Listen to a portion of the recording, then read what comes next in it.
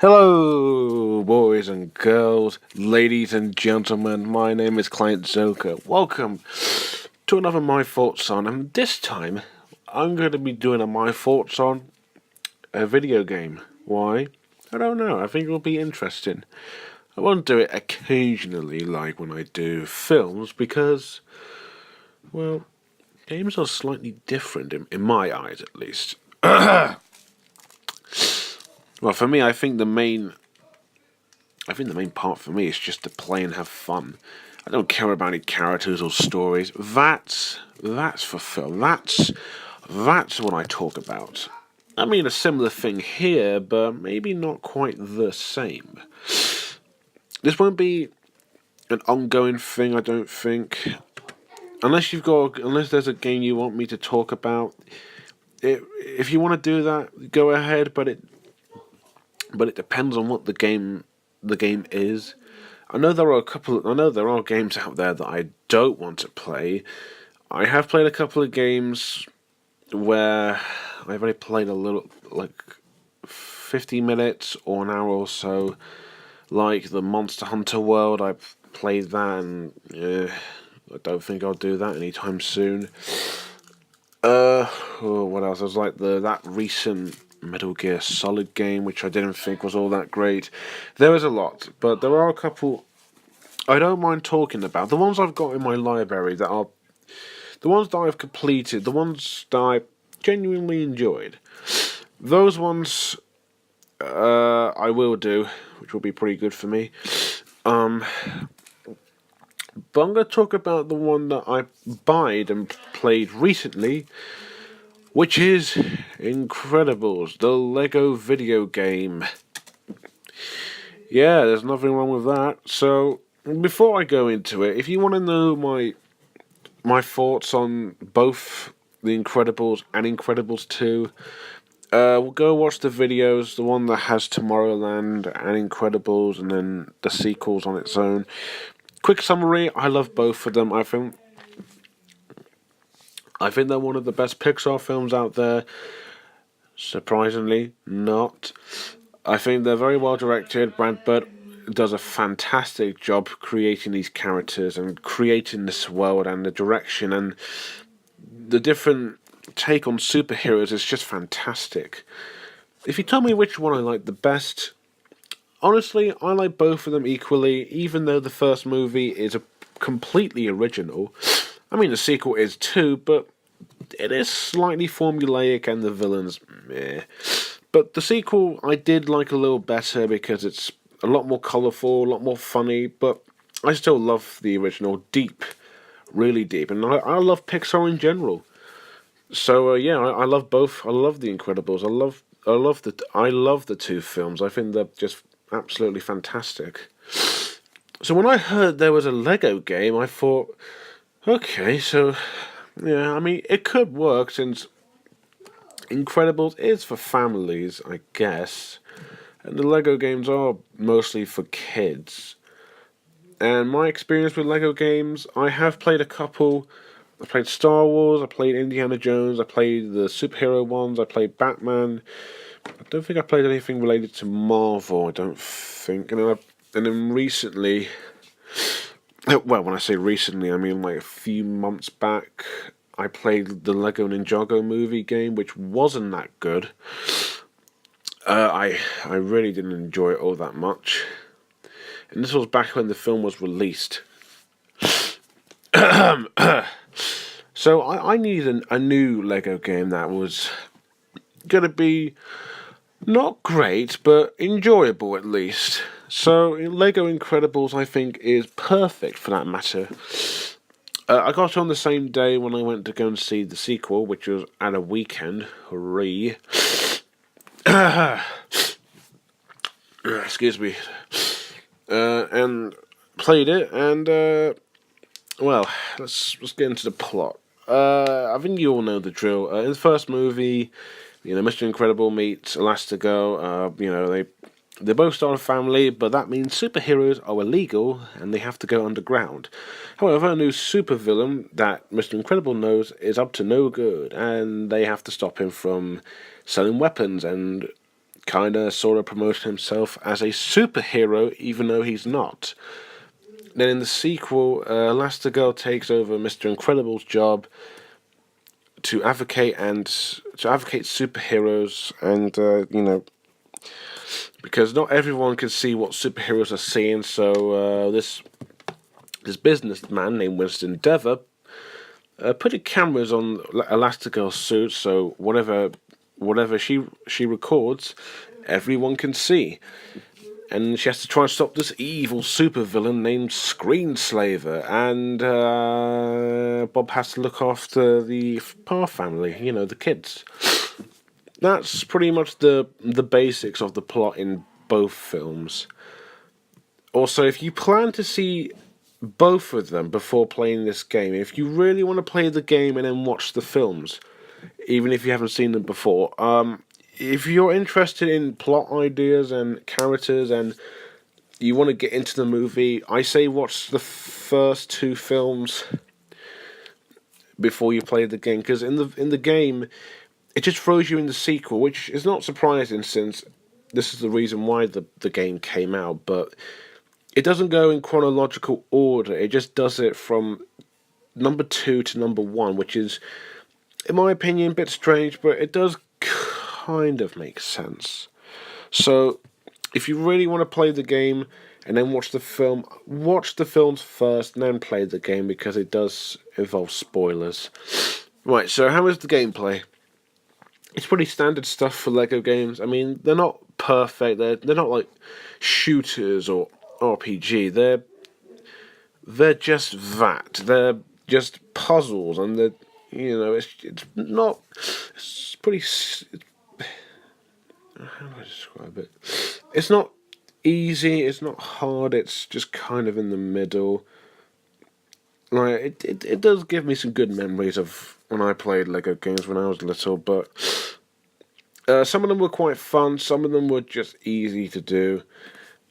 And then you got the story chapters, which were pretty fun. And in terms of recreating the scenes from the film, I think they used a couple of audio clips from both films. They do sometimes recreate them or use the same scene beat by beat, either for comedy purposes or just some other reason. And the comedy in this is not quite as strong as the movie, which is not surprising.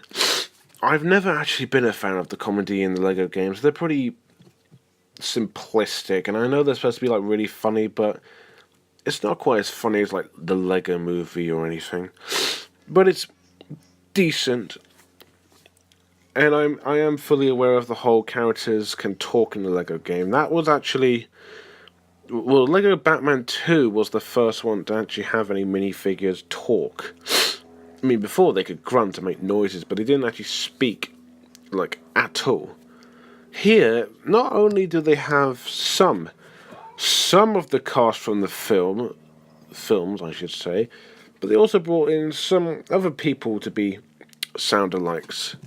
They brought in, who did they bring back? They brought back Sarah Vowell, who's Violet. They brought back, I forgot his name, the kid who voices Dash, and then I believe they got the guy who voiced Jack. I think Bob Odenkirk did come back for Winston. I think they brought back Jonathan Banks, Sophia Bush for Void, Catherine Keener for Evelyn, and they brought Jason Lee for Syndrome, and of course John Ratzenberg for the Underminer. But then here's another thing that this game is surprisingly great, that has something great in it, let's say. There are actually Pixar characters you can collect. And this is the first LEGO game I understood every reference and every character's name, because for Star Wars, I'm not a big Star Wars fan at all. I'm not a big superhero fan, but I did understand most of it in Batman. Indiana Jones, not really, but this one is the first one I understood everything. There's like these family build Pixar areas in New Urban and Muncheberg, where you need to collect like these Incredibles bricks around the area. If you get enough, you can build in and you can unlock a new character from a Pixar film and an activity to do. So you got Lightning McQueen from Cars. You got Dory from Finding Nemo. Dory. You've got Flick from A Bug's Life. You've got Sully from Monsters Inc. / University. You've got Linguini and Remy from Ratatouille. You got Wally from Wally. You got Spot from The Good Dinosaur. You got Woody from the Toy Story films. Who else? You got Russell from Up. And you've got Merida from Brave. And I'm trying to think what else. And then Bing Bong from Inside Out. And I think that's about it, really.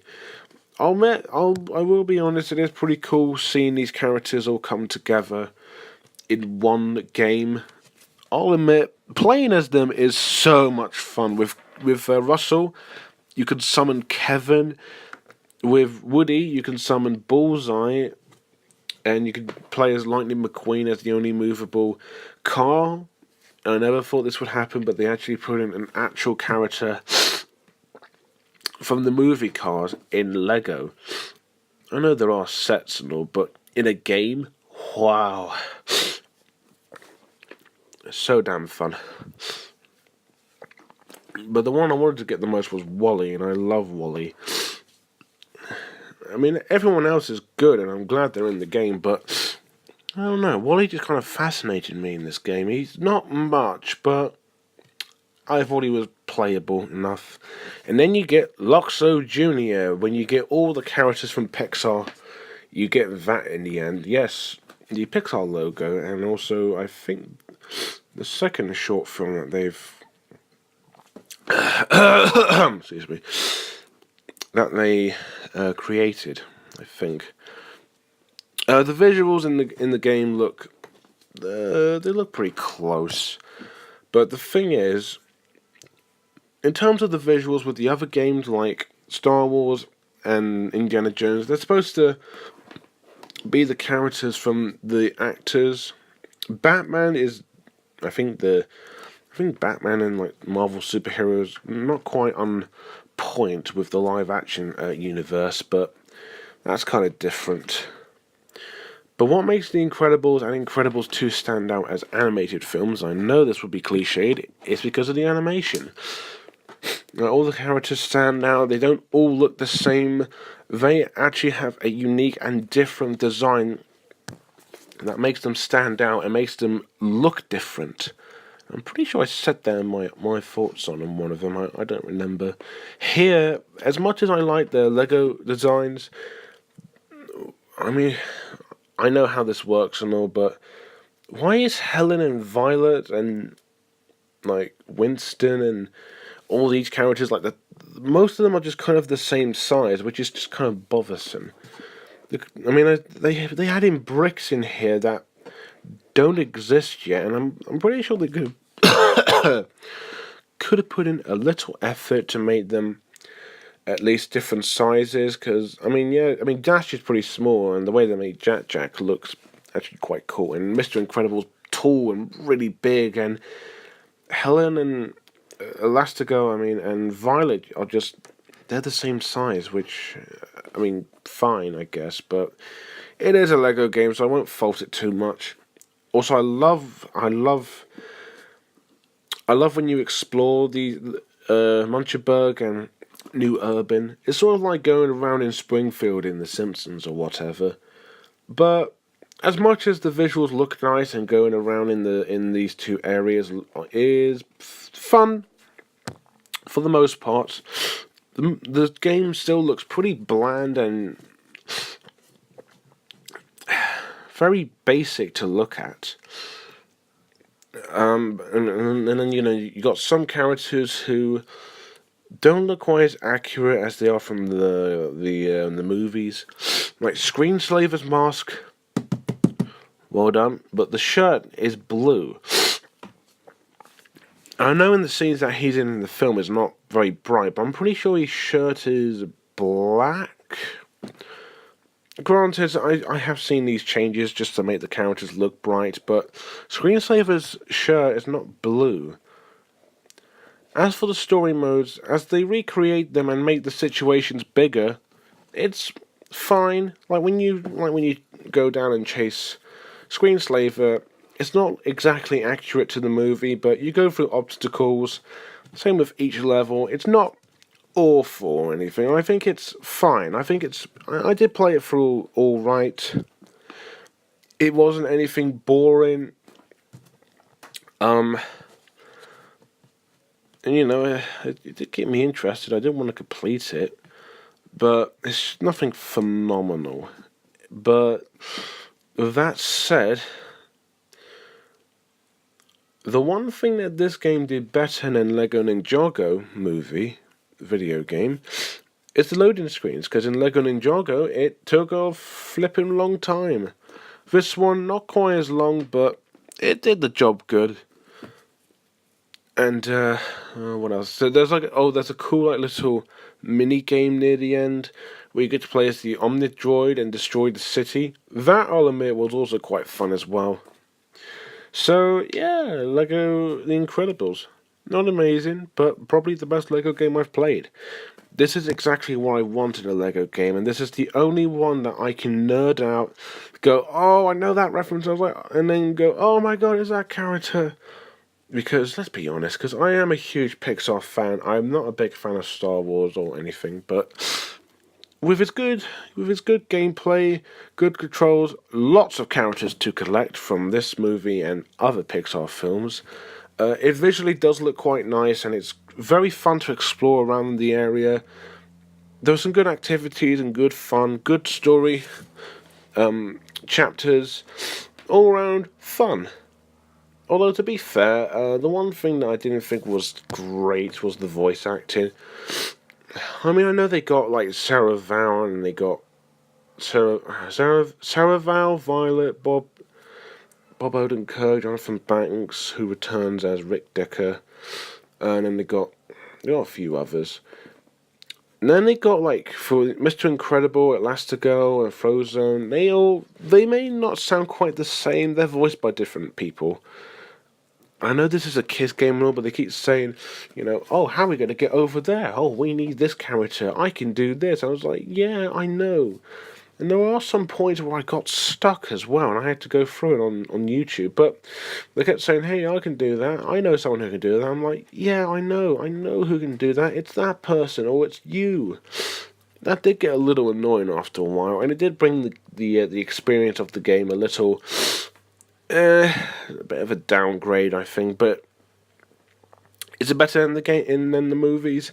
No, the movies are better, but this is just fun. It's a really fun game. I think kids will enjoy it. Pixar fans, or even Incredibles fans, might enjoy that too. So, and I know this isn't like a big game or anything, but I don't really plan to do a lot of these, but I'll probably do them once in a while because they're not really my thing.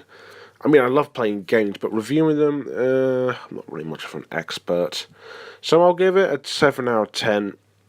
I do play it now and again, but not a lot because, Incredibles, Pixar, So, thank you guys for watching. Let me know what you think of the game, and next, I don't know what I'll be doing. But whatever film I'm going to do next, I will post it here. We'll talk about it, of course. And, yeah, thank you guys for watching. Don't forget to like, comment, and most importantly, subscribe. And until next time, bye for now.